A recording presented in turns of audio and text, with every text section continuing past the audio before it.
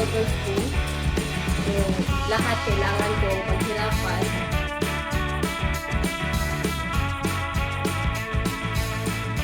Hi guys! So, ito po si Christine, Tamales Susana. So, recently, I just got married to Daniel Carl Susana. And, yun nga, here, living in Davao City, Buhangin. So, ngayon po is nagtatrabaho po ako sa MDC or Makati Development Corporation as a QAQC inspector. So ako naman sa pag-aaral ko dati struggle talaga yung financial. So hindi I did not woke up in a silver spoon. So lahat kailangan kong paghirapan, especially yung pag-aaral. So yun na, nag-aral ako as a scholar sa Ateneo, and then very fortunate naman, binigyan ako ng scholarship ng Ateneo due to my credentials in my grade school years. So ngayon, I graduated as in BS Architecture, and with that, yun din yung nag-push sa akin kung saan ako ngayon, which is being an architect in a construction company. Masishare ko lang yung pinaka-significant na nangyari sa buhay ko, which is meron talagang intervention si Lord sa akin, is when meron po ako sa the middle of resigning in my job, and kung gusto ko pa bang mag-move forward with the company. And then one day, sinabihan din ako ng kaibigan ko, so, who is an elder, na sabi niya sa akin while she was praying over me, she said na I should stay in the company kasi merong magandang plano sa akin si Lord. So with that, pinag-pray ko siya for 1 year. And after a year, on April, I was promoted as senior QAQC inspector or engineer, ang tawag sa amin kasi. And then after a month is ni-level up ako for a QAQC officer. And then, after a month, ginawa din akong regular sa company. Yung regularization sa company namin kasi is very mahirap siya i-achieve sa dami ng mga empleyado. So,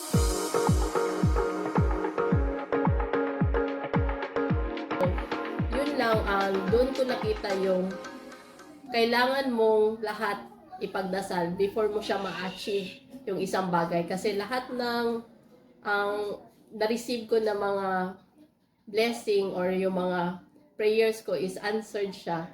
So yun yung pinaka hold point ko talaga sa buhay ko, is kailangan mo talaga ipagdasal bago mo siya ma-receive yung isang blessing. You're blessed enough kay tungod murag answered prayer siya. Yes. So, ang lesson nimo ato is kung naman kay gustong kabuton nga mga butang, dapat mag-pray sa ka first. Pero ngano naka-decide man ka nga way back before, ngano naka-decide man ka mag-resign unta? Okay. Yung resignation kasi bakit ako nakapag-decide na mag-resign sa company ko, kasi napakahirap yung trabaho, no.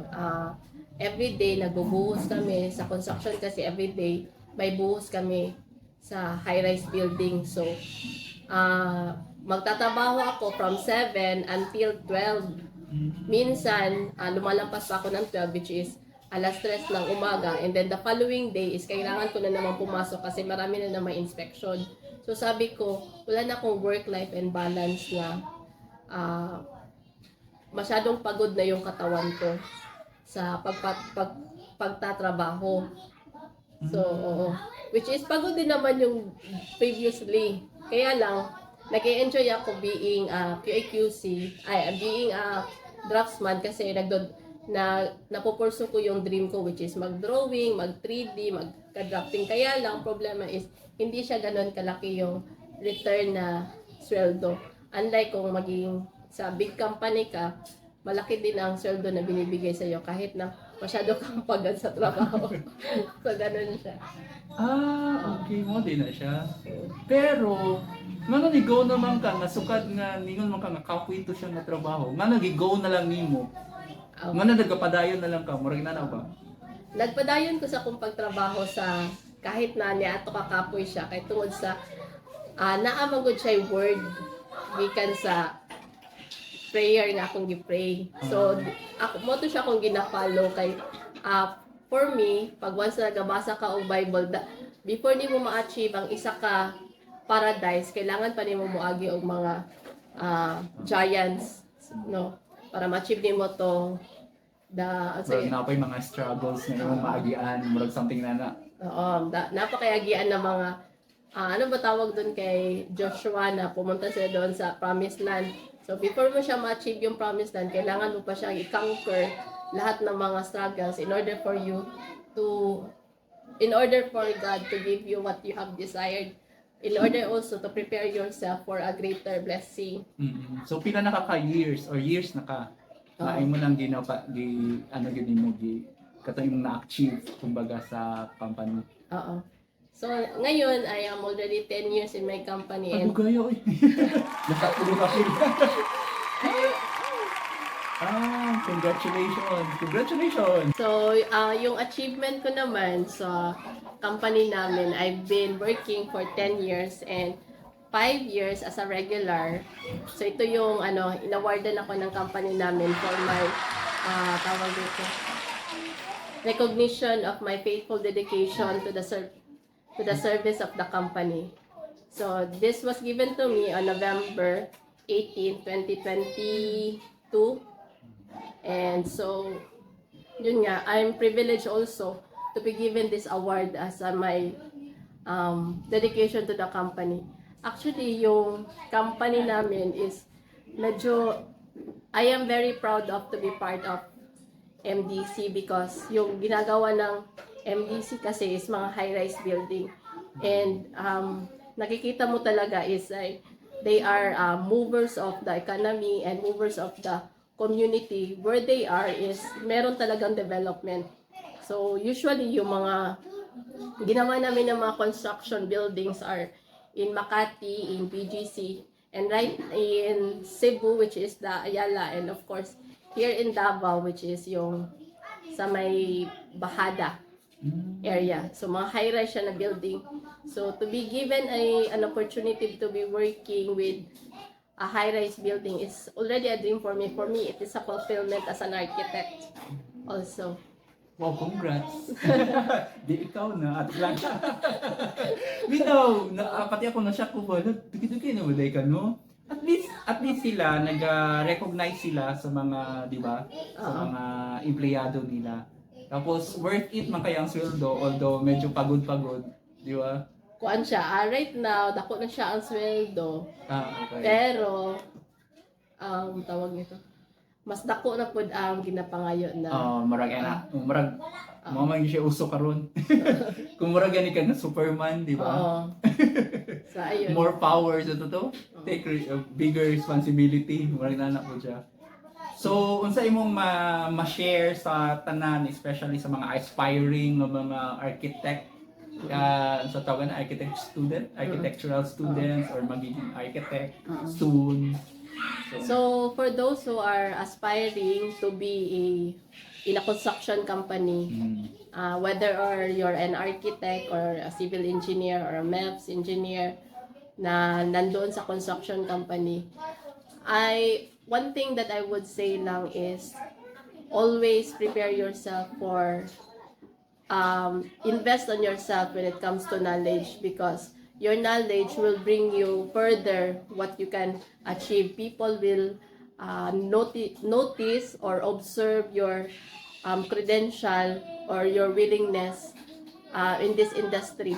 So, yun siya magdadala sa'yo. Kung magaling ka talaga sa field mo is sila yung makikita yun sa trabaho mo when it comes to construction. Bitaw mo, kaya di man siya lalim kayo, siyempre. Building man na, mga building. So man ta. Muna to. Wala to. So, right now, I'm already in my 10th year. Wow. However, syempre, we already are aspiring for another level up no sa life ko, which is yung pagiging designer. And hopefully, when it comes, hopefully, in the future, if God willing, is makapag-design din ako ng sarili kong building na ako mismo yung mag-construct, even though na I don't have a construction company background in my family. So ako yung magdadala ng family ko sa kung ano man yung kailangan ko i-achieve. So yun yung pinakamalaki kong struggle and magiging achievement ko if ma-achieve ko in the future. Ano, dream big, di ba? So aside from that, bigla naman ang sound. Aside from that, nauso naman karon ang mga vlog. So aside from that, no, human as we are, so meron tayong dreams, which is yung ano natin, yung mga talents natin as a given by God, yung mga pagiging creative natin. But at the same time, yung person natin is wag natin kalimutan, which is what makes us really happy on the inside, and that would make you yun yung ginagawa ko ngayon. Gumagawa ko ng reels, no, aside from yung iniisip ko is yung returns niya financially, but number one talaga is would it make me happy to show to the people or to the public kung ano yung meron ako in my home, in my personality, kasi maraming tao hindi nakakakilala din sa akin because nga nagtatrabaho lang ako parati.